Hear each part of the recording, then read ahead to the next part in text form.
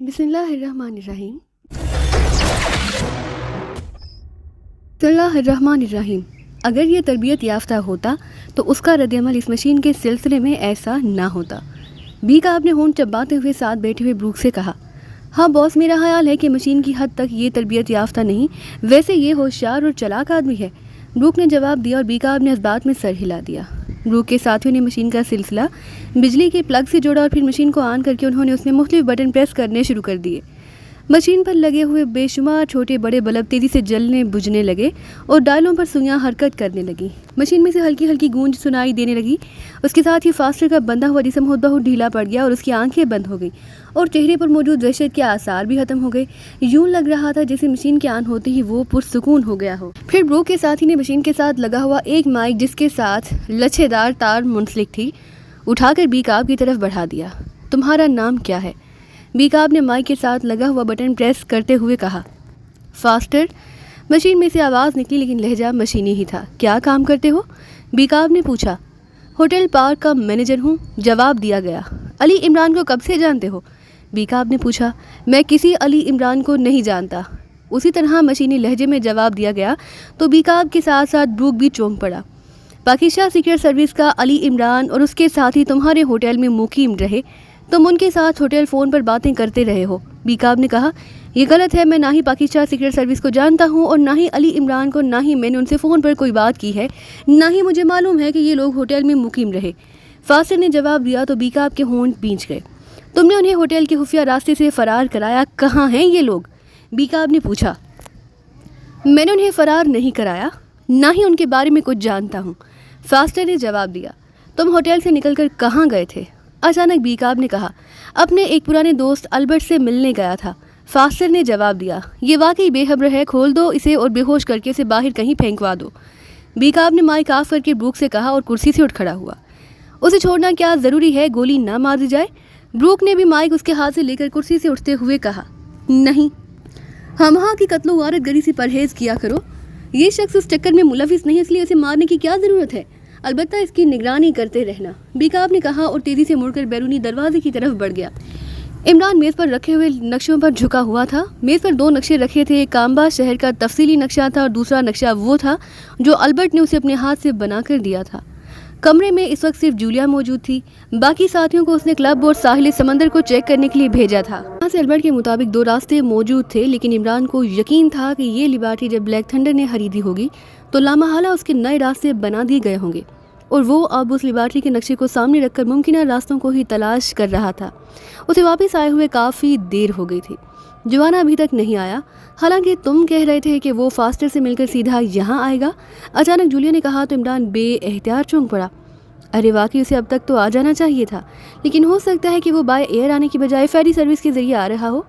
इस सूरत में गो उसे काम्बा आने में भी काफ़ी देर लग जाएगी, फिर भी मैं फास्टर से मालूम करता हूँ, इमरान ने कहा और हाथ बढ़ाकर उसने मेज़ पर रखे हुए फ़ोन का रिसीवर उठाया और तेज़ी से नंबर डायल करने शुरू कर दिए। Park hotel. राब्ता कायम होते ही एक निस्वानी आवाज़ सुनाई दी। मैनेजर से बात कराओ, मैं प्रिंस बोल रहा हूँ, इमरान ने कहा। असिस्टेंट मैनेजर फोगी से बात कर ले। मैनेजर साहब को होटल के सामने उन कार से अगवा कर लिया गया है और पुलिस उन्हें तलाश कर रही है, दूसरी तरफ से कहा गया तो इमरान बेएहतियात चौंक पड़ा। ठीक है, कराओ बात, इमरान ने कहा। हेलो, असिस्टेंट मैनेजर बोल रहा हूँ। चंद लम्हों बाद एक मर्दाना आवाज़ सुनाई दी। प्रिंस बोल रहा हूँ, फोगी फास्टर को क्या हुआ है? इमरान ने कहा क्योंकि वो फोगी से वाकिफ़ था। फास्टर ने खुफिया रास्ते से उन्हें बाहर ले जाने के लिए फोगी को ही उनके पास भेजा था। ओ आप? फास्टर को होटल के सामने उसकी कार से बाहर आते ही बेहोश करके अगवा कर लिया गया है, पुलिस उन्हें तलाश कर रही है, दूसरी तरफ से कहा गया। किसने ये वारदात की है, कोई अंदाज़ा? इमरान ने पूछा। पुलिस को अभी तक कुछ पता नहीं चला सकी, लेकिन मैंने अपने तौर पर जो तहकीकात की हैं उसके मुताबिक इस वारदात में एक शख्स ब्रूक का हाथ है। ब्रूक एक क्रीमिया से यहाँ आया हुआ है, उसके साथ एक मुकामी आदमी उसे शिनाख्त किया गया है। उस कार को अलबत्ता तलाश किया जा रहा है जिसमें फास्टर को अगवा करके ले जाया गया है।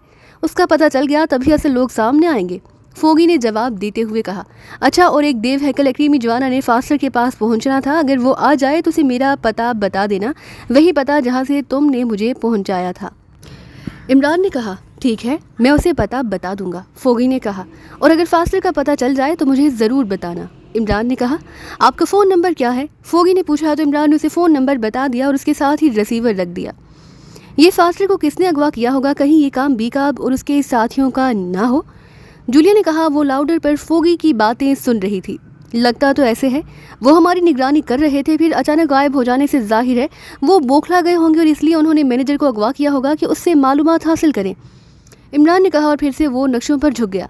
लेकिन इस तरह तो हमारी ये रिहाइशगाह शदीद खतरे में है, जूलिया ने परेशान होते हुए कहा। परेशान होने की ज़रूरत नहीं, फासिल इंतहाई तरबियत याफ्ता आदमी है, उसकी ज़ुबान ये लोग किसी तरह भी खुलवा नहीं सकते। तुम्हारा चीफ जाहिर है किसी आम आदमी को तो फॉरेन एजेंट मुकर्रर नहीं कर देता, इमरान ने मुस्कुराते हुए कहा और जूलिया ने इस बात में सर हिला दिए। फिर तकरीबन 20 घंटे बाद इमरान ने काम्बा के नक्शे पर एक जगह पेंसिल से गोल दायरा लगाया। उसके साथ उसने हाथ बढ़ाकर रिसीवर उठाया और इंक्वायरी के नंबर डायल करने शुरू कर दिए। Inquiry please. राब्ता कायम होते ही दूसरी तरफ से आवाज़ सुनाई दी। वुल्फ हाउस के नंबर दें, इमरान ने कहा तो साथ बैठी हुई जूलिया चौंक पड़ी। दूसरी तरफ से एक नंबर बता दिया गया तो इमरान ने हाथ बढ़ाकर क्रेडल प्रेस कर दिया। वुल्फ हाउस, ये कैसा नाम है, जूलिया ने हैरत भरे लहजे में कहा। हो सकता है उसके मालिक का नाम वुल्फ हो या फिर वहाँ भेड़ियों की परवरिश की जाती हो, ये भी हो सकता है कि उसने अपनी बेगम की तबीयत के मुताबिक नाम रख दिया हो, इमरान ने मुस्कुराते हुए कहा तो जूलिया बेएहतियात हंस पड़ी।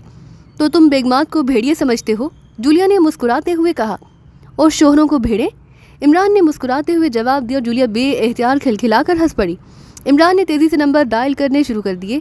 वुल्फ हाउस, एक सख्त सी मर्दाना आवाज़ सुनाई दी। वेलिंगटन से लॉर्ड मार्टिन का मैनेजर बोल रहा हूँ, इमरान ने कहा।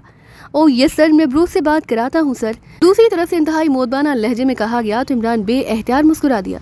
हेलो, ब्रूस बोल रहा हूँ। चंद लम्हा बाद एक भारी सी आवाज़ सुनाई दी। लॉर्ड मार्टिन से बात करें, इमरान ने मैनेजर के लहजे में कहा। हेलो, यस सर, ब्रूस बोल रहा हूँ सर, वुल्फ हाउस से। कोई प्रॉब्लम, इमरान ने कहा। नो सर, कोई प्रॉब्लम नहीं, हम पूरी तरह अलर्ट हैं, ब्रूस ने जवाब दिया। इसका मतलब है किसी प्रॉब्लम का शुबा है, इमरान ने सख्त लहजे में कहा। नो सर, वैसे भी टीएस हेडक्वार्टर ने कॉल करके हमें अलर्ट कर दिया, फिर सुपर एजेंट बीकाब की भी कॉल आई, उन्होंने भी हमें अलर्ट रहने का कहा, ब्रूस ने जवाब दिया। तो क्या वुल्फ हाउस के बारे में मुखालिफों को इल्म हो चुका है, इमरान ने गोलमोल सी बात करते हुए कहा। ये बात नहीं है सर, वैसे ही किसी भी मुमकिन खतरे की वजह से अलर्ट किया गया है, ब्रूस ने जवाब दिया। तो फिर तुमने क्या मज़ीद इंतजामात किए हैं, इमरान ने कहा। इंतजामात तो वही हैं जनाब, अलबत्ता हम मज़ीद मोहताज ज़रूर हो गए हैं, ब्रूस ने कहा। ओके, इमरान ने कहा, रिसीवर रखकर एक तवील सांस लिया। ये वुल्फ हाउस क्या है, जूलिया ने कहा। मैंने बड़ी ज़बरदस्त मगज़मारी के बाद अंदाज़ा लगाया कि नक्शा इस कदर इस इंजीनियर अल्बर्ट ने बना कर दिया, उसमें अगर नया खुफिया रास्ता बनाया जाए तो कहाँ बन सकता है और वो किस जगह जाकर निकलेगा। लंबे चौड़े हिसाब किताब के बाद आखिरकार मैंने जो अंदाज़ा लगाया उसके मुताबिक काम्बा के नक्शे में एक जगह आई है जिसका नाम वुल्फ हाउस दर्ज है। मैंने वुल्फ हाउस इसलिए फ़ोन किया कि अगर कोई मशकूक बात हो तो सामने आ जाए। लॉर्ड मार्टिन का नाम भी इसी मकसद के लिए इस्तेमाल किया और अब जो कुछ जवाब मिला वो तुमने भी सुन लिया।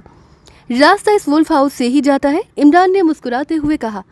तुम्हारे अंदाजे आखिर हर बार दुरुस्त क्यों निकलते हैं, कभी तो गलत भी निकलने चाहिए, जूलिया ने कहा। तो इमरान बेएहतियात हंस पड़ा।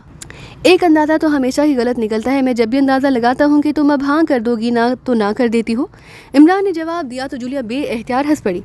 तुम्हें अंदाज़े लगाने की क्या ज़रूरत है, तुम हतमी बात करो, फिर तुम देखो कैसे गलत होती है, जूलिया ने ऐसे लहजे में कहा कि इमरान का हाथ बेएहतियात उसके सर पर पहुँच गया। इतनी बात करने की जुर्रत कहाँ से ले आऊँ, अम्मा भी ने जूतियों से सर तोड़ देना है, इमरान ने मुंह बनाते हुए कहा। क्या मतलब, क्या कह रहे हो, या अम्मा भी को ये बात पसंद नहीं, जूलिया ने चौंक कर कहा। उसके लहजे में बेपनाह संजीदगी थी। जाहिर है उन्हें ये बात कैसे पसंद आ सकती है कि कमवारा लड़का खुद अपनी बात करे, वो तो उसे बेहयाई समझती हैं, इमरान ने जवाब दिया। तो जूलिया का सता हुआ चेहरा बेएहतियात खिल उठा। मशरिक का ज़ाब्ता इहलाक वाकई उन मामलात में इंतहाई सख्त है। मगरिब में तो लड़कियां खुलेआम अपनी शादियों का खुद फैसला करती हैं, जहां लड़के भी मुंह से कोई बात नहीं निकाल सकते, जूलिया ने हंसते हुए कहा। मगरिब के माँ बाप भी तो मशरिक के माँ बाप की तरह अपनी औलाद की परवरिश नहीं करते, जहाँ तो माएँ शदीद सर्दी में बच्चों को होश जगह पर सुलाती हैं और खुद सारी रात गिली जगह पड़ी रहती हैं ताकि बच्चे को कोई तकलीफ ना हो, इमरान ने कहा। तो जूलिया ने बेएहतियात एक तवील सांस लिया। तुम दुरुस्त कह रहे हो, यहाँ रिश्तों का तकद्दुस कायम है और ये इंतहाई खूबसूरत बात है, जूलिया ने कहा। फिर इससे पहले कि मज़ीद कोई बात होती दरवाज़ा खुला और सफदर कैप्टन शील और तनवीर इकट्ठे ही अंदर दाखिल हुए। कमाल है, इतनी जल्दी भी दुआएं कबूल हो सकती हैं, मैंने तो सोचा भी ना था, इमरान ने चौंक कर कहा। कैसी दुआ, सफदर ने हैरान होकर पूछा, जबकि तनवीर का चेहरा यकलहत बिगड़ सा गया। एक ही तो ज़िंदगी में दुआ मांगता रहता हूँ कि अल्लाह ताला मुसब्बिबुल असबाब है, تو ہی ایسے اسباب پیدا کر دے کہ 2 گواہ اور 1 نکاح ہوا میسر آ جائے۔ عمران نے مسکراتے ہوئے کہا تو صفدر بے احتیاط ہنس پڑا۔ تمہاری دعا جس روز قبول ہوئی اس روز تم قبر میں اتر جاؤ گے، سمجھے؟ تنویر نے گلاتے ہوئے کہا۔ تمہارا مطلب آئلی قبر سے ہے، سجی سجائی خوبصورت پھولوں سے مہکتی ہوئی؟ عمران نے مسکراتے ہوئے کہا تو صفدر کے ساتھ ساتھ کیپٹن شکیل بھی اس بار بے احتیاط ہنس پڑا۔ خبردار، جو بدشگونی کی بات کی تم نے، اور تنویر ایک بات کان کھول کر سن لو، منہ سے اچھی بات نکالا کرو، سمجھے؟ جولیا نے گراتے ہوئے کہا تو تنویر نے کوئی جواب دینے کے بجائے ہونٹ بھینچ لیے۔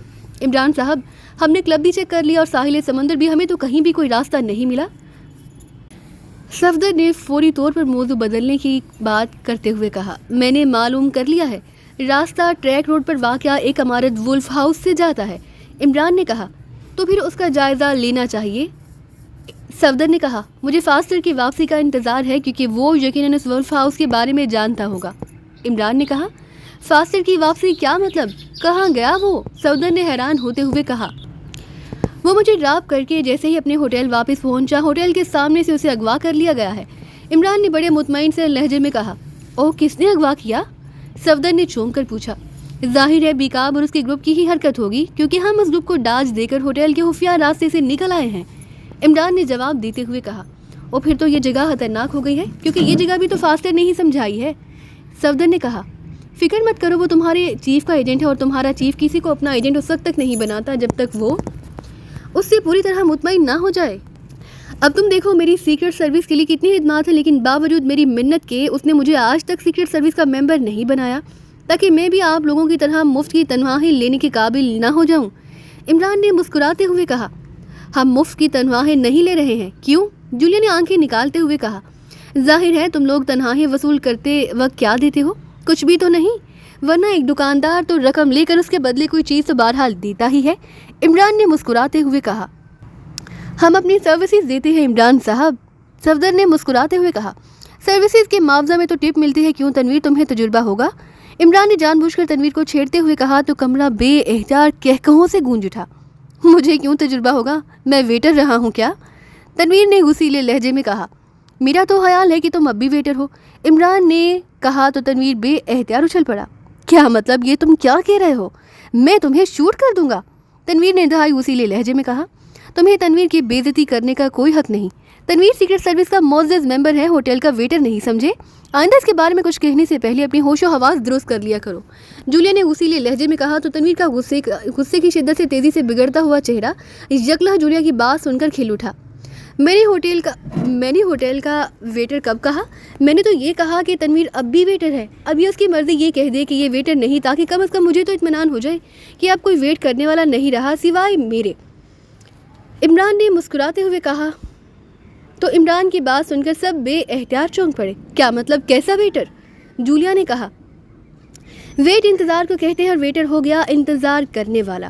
میرا تو خیال تھا کہ میرے علاوہ تنویر بھی انتظار کر رہا ہے، لیکن اگر تنویر ویٹر نہیں تو پھر میرا راستہ صاف ہو گیا۔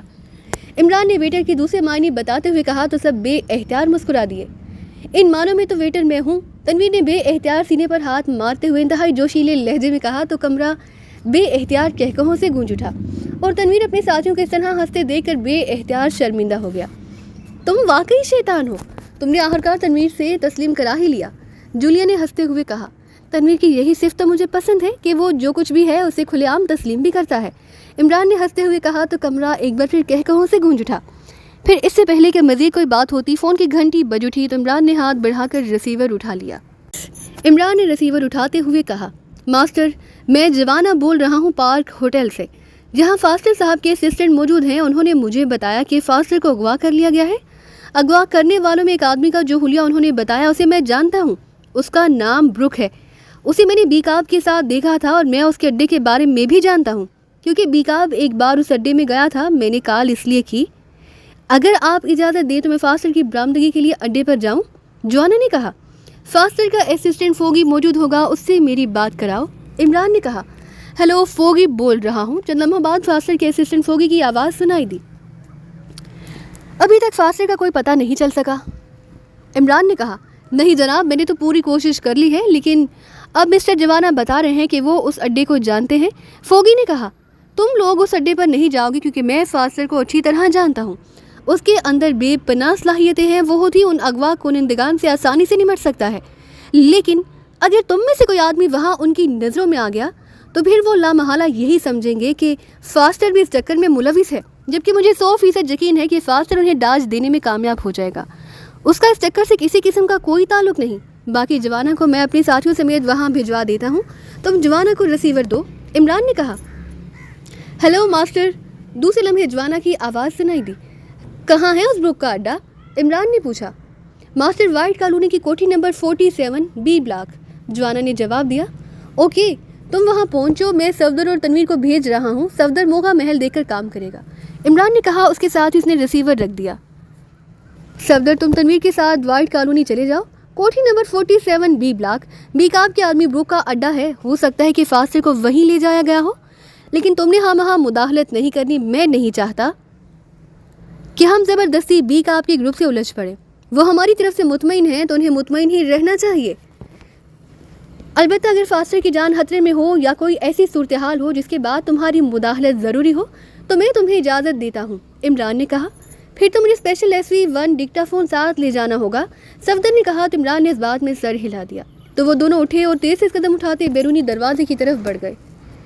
کیپٹن شکیل، تم جولیا کے ساتھ جاؤ اور اس ولف ہاؤس کا جائزہ لے کر آؤ، لیکن خیال رکھنا کہ انہیں کسی طرح بھی کسی قسم کا شک نہیں ہونا چاہیے۔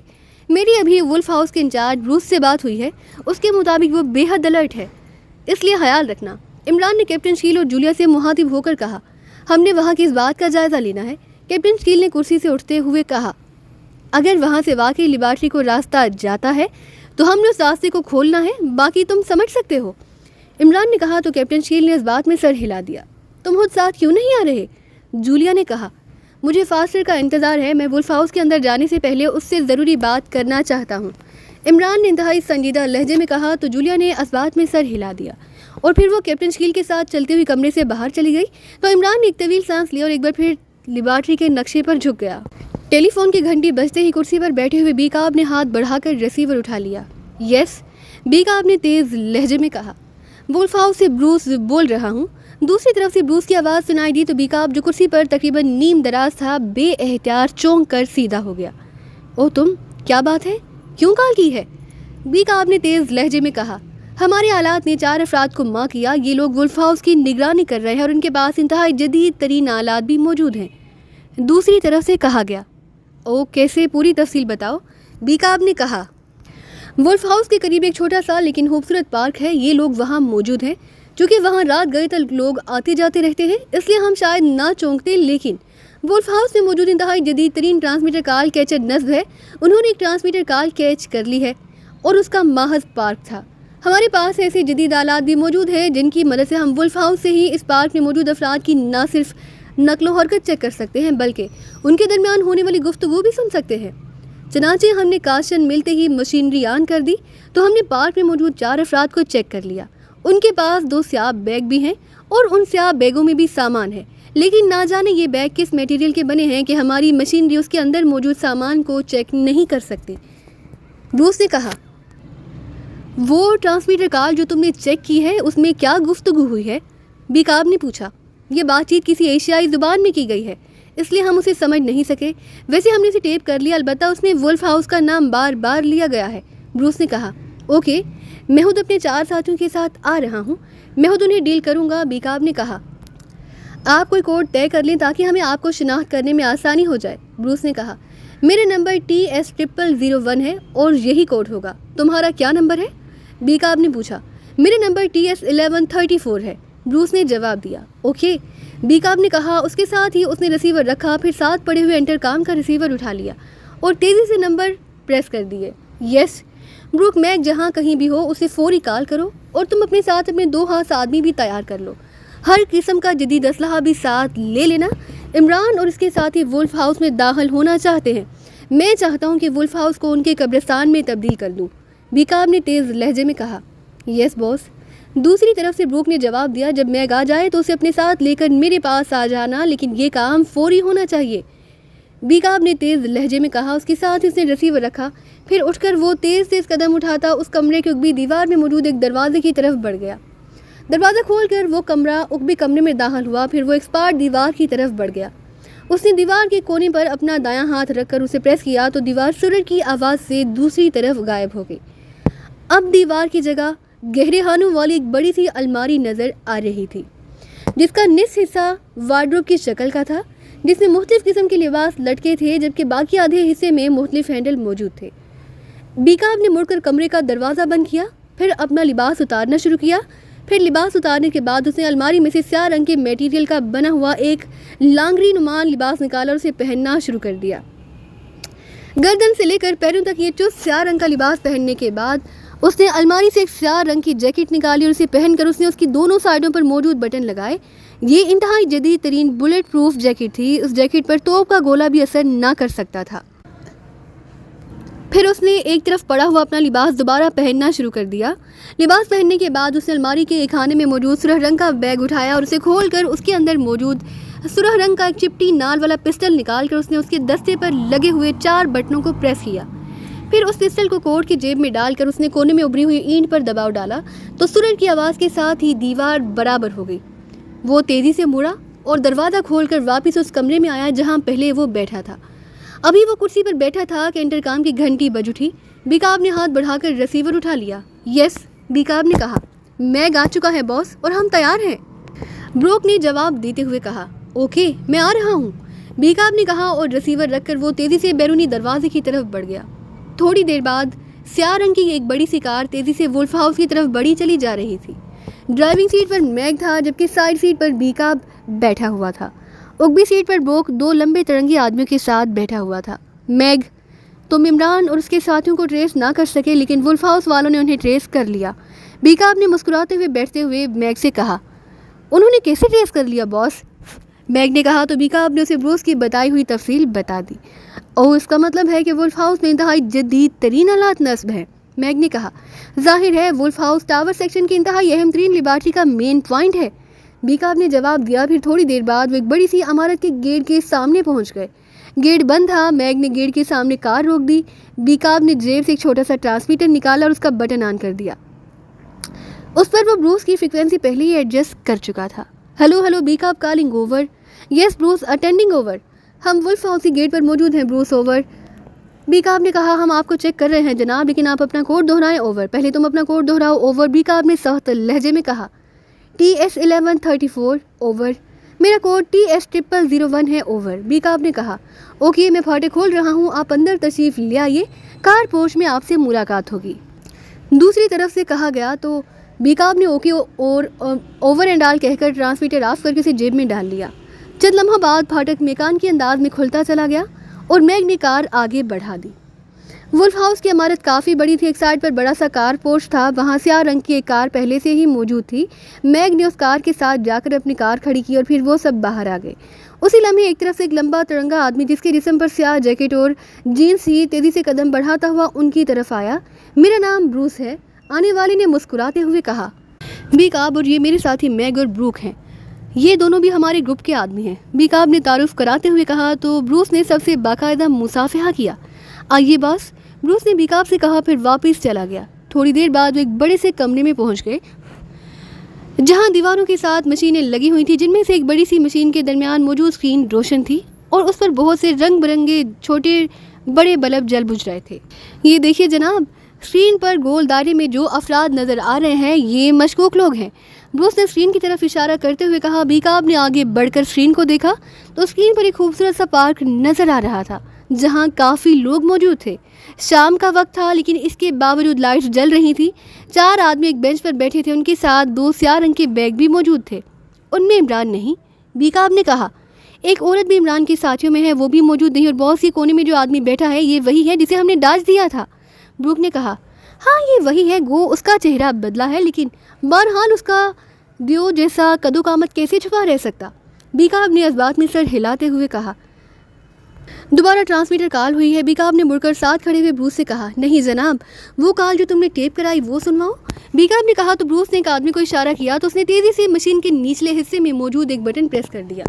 Hello hello prince calling over, ایک آواز سنائی دی۔ یس صفدر اٹینڈنگ اوور، دوسری آواز سنائی دی۔ اس کے بعد ان کے درمیان کسی اجنبی زبان میں باتیں ہوتی رہیں، پھر ٹرانسمیٹر کال ختم ہو گئی۔ یہ واقعی ایشیائی زبان ہے، بہرحال اس میں واقعی وولف ہاؤس کا باقاعدہ نام لیا گیا ہے، لیکن یہ بات میری سمجھ میں ابھی تک نہیں آئی کہ عمران کو آخر وولف ہاؤس کے بارے میں کیسے علم ہو گیا۔ بیکاب نے کہا، میں نے جب یہ کال ماں کی تو میں خود پشیمان ہو گیا کہ اگر آپ کی بات درمیان میں نہ ہوتی تو میں اب تک ان چاروں کا خاتمہ کر چکا ہوتا، کیونکہ اس معاملے میں میرا ریکارڈ ہے کہ میں وولف ہاؤس کی طرف ٹیڑھی نظر دیکھنے والوں کو بھی آنکھیں نکال دیتا ہوں۔ بروس نے بڑے جذباتی لہجے میں کہا، لیکن ان کو ختم کرنے سے عمران تو ختم نہ ہو جاتا۔ دوسری بات یہ کہ اگر انہیں بھی ابھی تک کوئی شک ہوگا تو تمہاری حرکت میں آتے ہی وہ کنفرم ہو جائیں گے، پھر ہو سکتا ہے کہ وہ پورے وولف ہاؤس کو میزائلوں سے اڑا دیں۔ بیکاب نے منہ بناتے ہوئے کہا، آپ کو وولف ہاؤس کے بارے میں تفصیل کا علم نہیں، یہ عمارت ہر لحاظ سے ناقابل تسخیر ہے، اس پر ایٹم بم بھی مار دیے جائیں تب بھی یہ تباہ نہیں ہو سکتی، اور ہماری مرضی کے بغیر اس میں مکھی بھی داخل نہیں ہو سکتی۔ بروس نے کہا، گڈ، واقعی سیکشن ہیڈ کوارٹر نے اس پر مکمل محنت کی ہے۔ اب مجھے پورا اطمینان ہو گیا کہ عمران اور اس کے ساتھی جو چاہیں کر لیں، وہ اس کے اندر داخل ہو ہی نہیں سکتے، لیکن وہ راستہ وہ کہاں سے جاتا ہے؟ بیکاب نے کہا،